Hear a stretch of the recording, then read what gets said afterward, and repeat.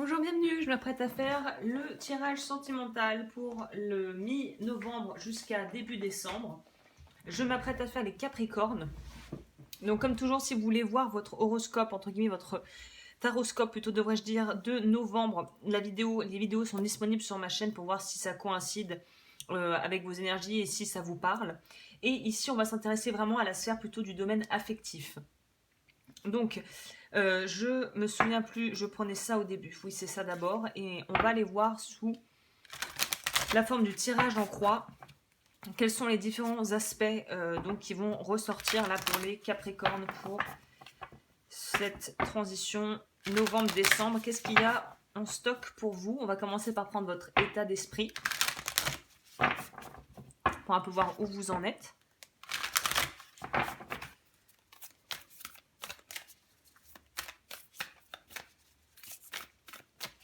On va aller voir ici l'état d'esprit. On va aller voir en face, ils aiment bien les Capricornes, c'est quoi le challenge, hein? Quelles sont les énergies? Ouh là, j'ai pris une grappe. Non, c'est un peu trop. Hein. Bon, on va peut-être prendre ces deux. Bon, là, si je vais tout prendre, il y a peut-être une raison. On va aller voir le conseil qu'on vous propose si voilà, ça résonne avec vous. On va voir qu'est-ce qui est recommandé ici. Et on va voir du coup quelle est la résultante. C'est-à-dire que si le conseil résonne et que vous arrivez à appliquer concrètement ça dans votre vie, ce qu'on vous propose, sur quoi ça va déboucher. Ce mot est très vilain. Il faudrait que je trouve autre chose, un synonyme au mot déboucher. Au niveau de votre état d'esprit. Ok, très belles énergies. Donc vous, au niveau sentimental, on voit que dans cette transition de fin d'année, vous allez être vraiment dans votre pouvoir. Il me semble, alors je me souviens plus de tout parce que je fais quand même pas mal de vidéos et pas mal de guidances et tout ça. Mais pour les Capricornes, ce dont je me souviens, c'est que là, ces derniers mois, ils avaient quand même un petit peu tension sur la ligne, on va dire. C'était pas forcément hyper joyeux. C'était plutôt de l'ordre du travail de l'ombre, de devoir se délaisser d'anciens schémas, de devoir avancer dans votre vie, de peut-être devoir aussi quitter parfois des relations qui ne sont pas forcément toxiques, mais qui au final ne visent pas à votre mieux-être. Donc il y a eu beaucoup de choses qui ont été à revoir. Je pense beaucoup de remises en question, peut-être des nuits blanches à se poser tout plein de questions, à tellement se poser de questions qu'on n'arrive pas à endormir la nuit.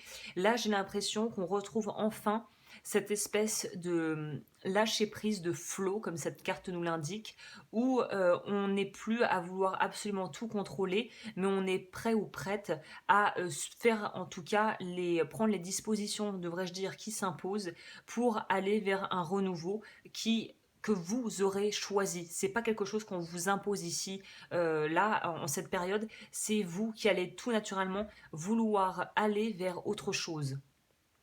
Il y a un autre signe un peu comme ça. Je sais plus c'était qui. Je crois que c'était les béliers qui avaient un truc, des énergies un peu similaires. Au niveau du challenge,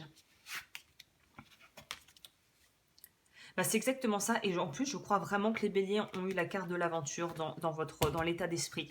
Donc, si vous êtes ascendant bélier ou une lune en bélier, peut-être que ça pourra vous intéresser d'aller voir ça. Le tirage des béliers, je veux dire. Mais là, on nous parle vraiment de pouvoir partir à la découverte d'autres choses au niveau sentimental. Et ce qui est étonnant, c'est que, alors je sais pas si les Capricornes font forcément les choses en solo, mais là en tout cas, on vous invite à partager et à faire des activités qui vous permettront de voir des gens et de pouvoir en fait être dans quelque chose de plus communautaire d'une certaine manière et d'être moins dans une forme d'individualisme et plus de pensée collectif. Donc ça pourrait aussi être le challenge de sortir un petit peu de votre zone entre guillemets de connu pour aller vers quelque chose d'un peu plus où vous allez devoir vous frotter un peu aux visions de la vie d'autres personnes et peut-être à leur façon de vivre et de faire et j'ai failli faire un lapsus, c'est de faire, je pensais faire l'amour, mais pas forcément dans le sens charnel, mais de vivre l'amour différemment et d'expérimenter l'amour différemment de vous. Ça pourrait être pour certains Capricornes peut-être justement de rencontrer quelqu'un ou avoir une expérience ou des expériences au niveau de votre intimité qui changent beaucoup de ce que vous avez l'habitude de connaître. Ça peut être un renouveau dans le couple aussi au niveau de votre intimité, de la façon dont vous décidez de vous vivre en tant que couple et comment le couple se vit à l'extérieur aussi au niveau peut-être des rencontres que vous pourriez faire au niveau amical, des sorties, des choses comme ça.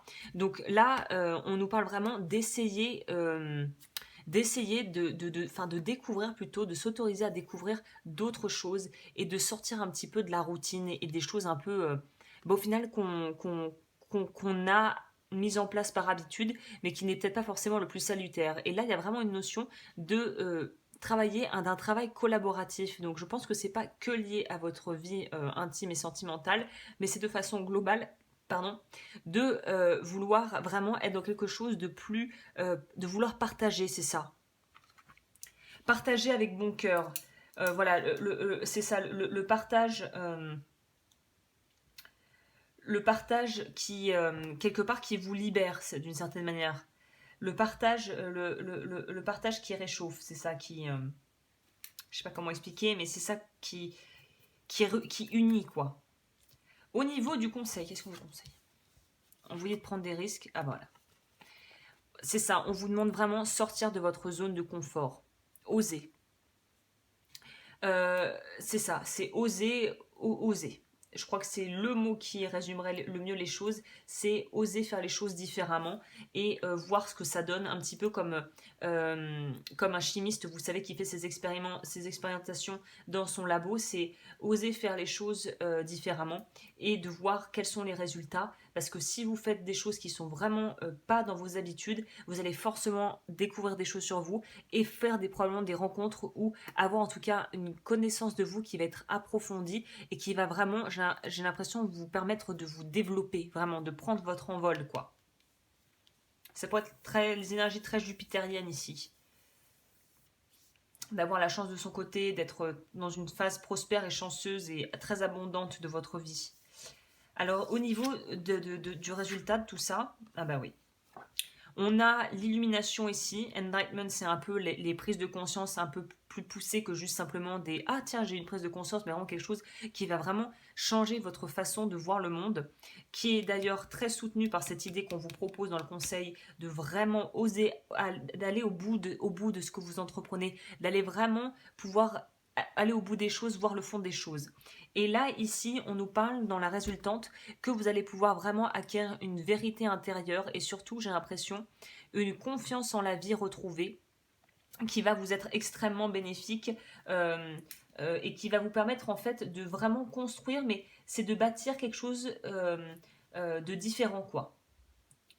Je note simplement des mots-clés pour ne pas oublier. Mais en tout cas, il y a vraiment cette notion d'à partir du moment où vous allez pouvoir voir les choses sous un autre angle et vous allez vous autoriser de découvrir autre chose et de sortir un peu de votre petit précaré, des opportunités merveilleuses vont se présenter à vous au niveau sentimental. Vous allez vraiment savoir de quel bois, entre guillemets, vous êtes fait, de quoi vous êtes fait et qu'est-ce qui vous rend vraiment véritablement heureux et épanoui. Donc c'est tout bénéfique pour vous, c'est vraiment bénéfique là. C'est vraiment le top, quoi. C'est des très jolies énergies au niveau de votre vie sentimentale ici.